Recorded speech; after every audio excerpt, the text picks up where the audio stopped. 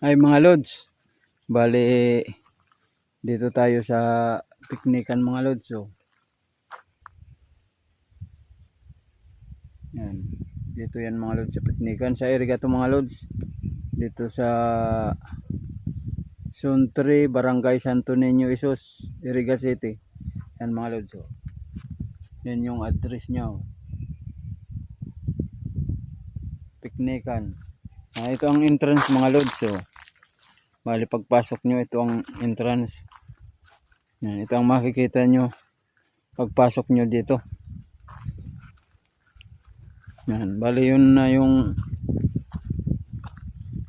bukid ng bundok ng Iriga mga lods. So, yan yung Mount Asog. Bali itong lugar na to mga lods, mataas na to, itong lugar na to. Yan, kung makita nyo, may ilog dyan. Dyan sa baba, mayroon bahay doon. Doon mayroon bahay sa pinakababa na yun. Yan, doon mga bundok. Dito na tayo mga lods. Pakikita ko sa inyo ang mga view dito. Pwede rin kayong mag picnic dito dahil ang pangalan nitong buwan na to, piknikan. Yan.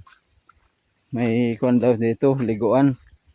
Yan, maganda ditong maligo dahil ang tubig dito galing sa bundok.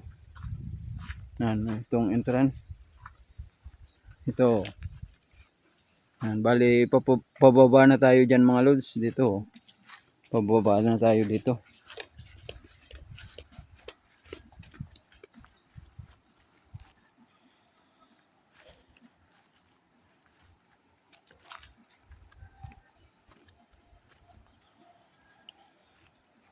Yan, pakita ko sa inyo mga lods ang view dito. Dito naman tayo mga lods sa nature. Sa nature naman tayo mag bablog. Yan. Ito. Yan, bali mataas tong hagdan na to mga lods. Yan, pababa tayo hanggang doon tayo. Baba na yon.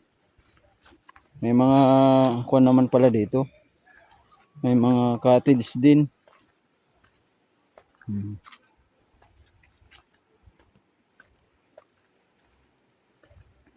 Dito lang yan mga lods sa kuwan, Santo Niño, Isos, Iriga City. Ito ang bihira nyo. Bago naman to ditong mga kuwan, mga tambayan at mga tourist attraction dito sa Iriga. Ngayon nyo lang itong mga lods makikita sa mga vlog. Pinuntahan natin.